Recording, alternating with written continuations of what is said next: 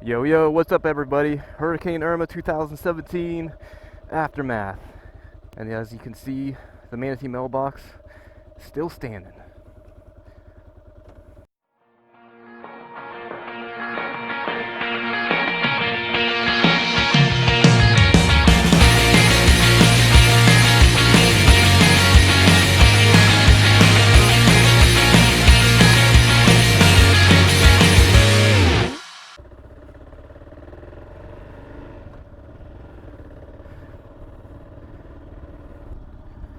So here at Tampa Bay, I'd say we really dodged the bullet last week. Because it could have been a lot worse. The Keys got hit really hard. There's talking like 25 or more percent of all the houses down there are completely destroyed. I think the worst we got here, as you can see, fences are blown off, tree limbs down everywhere. Look at this big tree that's pretty much completely destroyed. But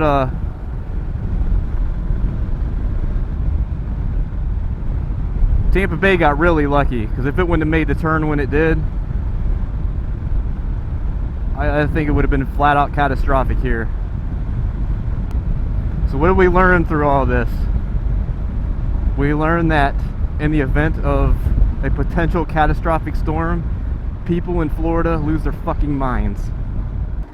Almost a week before the storm made landfall, lines at the pumps were like ridiculous. Gas stations were running out of gas. People bought up all the water. People were freaking out on how they were getting out of here the closer the storm got.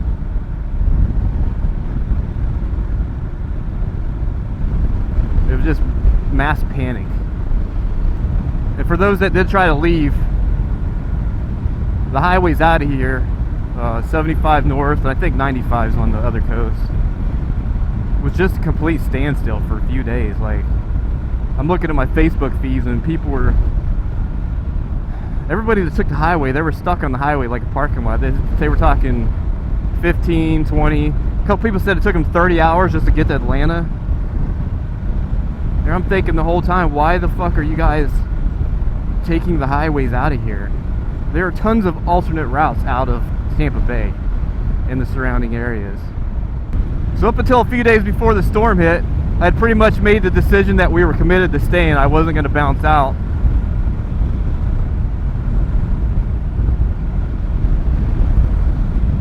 Friday night, early Saturday morning, me and buddy stayed up till like 3:30 in the morning playing Destiny 2. Fucking awesome game, by the way. Went to bed. My wife wakes me up at 6 o'clock. She says, look, the storm didn't make the turn. It's not going to go up the other coast. They're pretty much projecting it to come right up our side. So it's like a Cat 5. Maybe it had downgraded to a Cat 4 at that point. So like, I don't feel comfortable staying here. I'm like, cool. Alright. I'm on 3 hours sleep, right? It's fine. No problem. I said, I'm gonna go look for some gas. If I can find gas to put in our gas cans and to fill the truck up, then we'll bounce out. First place I went to had gas. Son of a bitch. So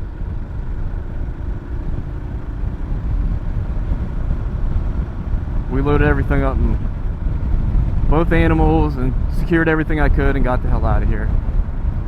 So while it took everybody else 20 to 30 hours to get to Atlanta, I took an alternate route through the back roads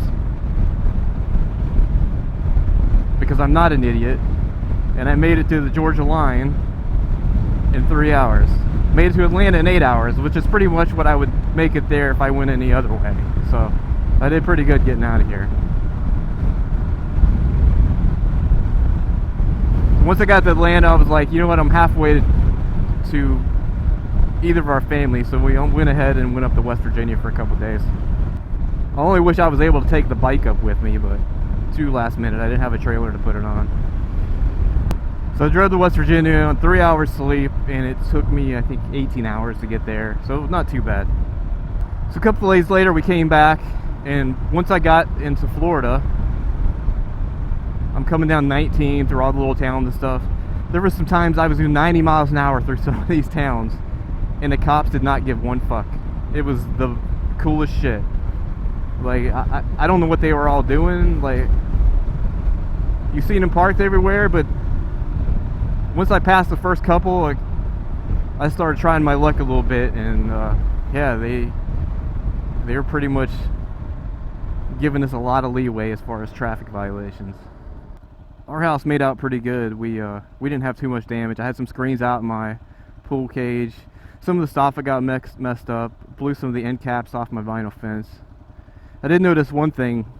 Everybody who had vinyl fencing, that shit will stand the test of time, man. There must be a lot of flex or something in it. Because all the neighbors around my place, those who had wooden fences, don't have wooden fences anymore. But all the vinyl fence is still standing. I don't know if you could see in here, but a lot of the mobile homes got pretty trashed, and business signs, I don't know, we'll probably see a couple here. A lot of the business signs are gone. Like, it just pretty much blew them all, a bunch of them out. I was in contact with my neighbors, like, off and on, and they said the power came on at our place about a day later, so we were lucky there. I got some friends, their power still isn't back on. It's almost a week now, but these guys are out here working hard. We got a bunch of these trucks from out of state. I mean, they're coming from everywhere. We got trucks from Delaware, South Carolina, Ohio. I think I even seen some from Minneapolis down here. They're staged up in some of the high school parking lots and all over the place trying to get the power back on. So you can see here some of the signs that blew out, and this whole stretch, man, there's a lot of places like that. A lot of power poles down, trees in the power lines. Could have been much worse though. At least we all here got homes to come back to. So I know it's taken me a while to get a motovlog up, and that's really due to the fact that I've just been pretty lazy about it, honestly. But it should start cooling down here now, and I hope to get some more vlogs kicked out and not be so bad about postponing shit as much as I have. So if you guys are here in Florida, I think we all need to prepare a little bit better for the next storm. I don't know why there was such a problem getting gas, but I think that's something that should be looked at, and we need to think about next time. Because gas pumps were completely running out of gas like a week before the damn storm came. I know something that I'm gonna do next time is, once the prices drop down a little bit, is get me a nice generator, like a 12,000 watt, something I could run my AC and a hot water tank and stuff on in case I need to. People are going crazy over bottled water too. It's like, man, this is going to be a wind event, right? There wasn't much risk of the water coming in your house becoming non-potable. I mean, we just found every container we could just in case. Put the sink water in it and put it in the deep freeze, man, and froze it. I mean, other things you could do too, you could fill the bathtub up if you needed to. We got a pool, so if for some reason the water was completely cut off, if you had to take a dump, you could just dump the pool water into the toilet. It'll flush itself. I mean, what's great is they're projecting another hurricane on the way here, Hurricane Mary, I think. And it looks like it's taking the same path Irma did, which is going to be fantastic. But more or less, everything's pretty much back to normal here now. That's it, guys. Just wanted to touch base and get everybody an update how we were doing here. Holla at your boy. Peace out.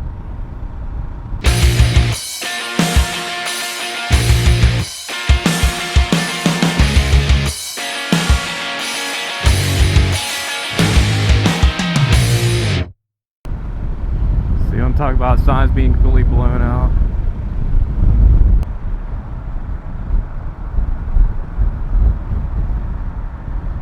That one was just bent completely over. This is basically everything that blowing off the trees. This is not terrible. You got shit like this big tree. That's pretty typical of the damage, at least that we got in this area. So here's one of the staging areas for all the linemen, and I want to give a shout out to these guys for coming down here and busting their asses the entire week, working hard to get all our powers turned back on. A lot of these guys are basically camping out of their trucks and camping in the parking lots, and they were having problems finding water and food too, but they're still down here helping out from all over the place. So thanks, guys.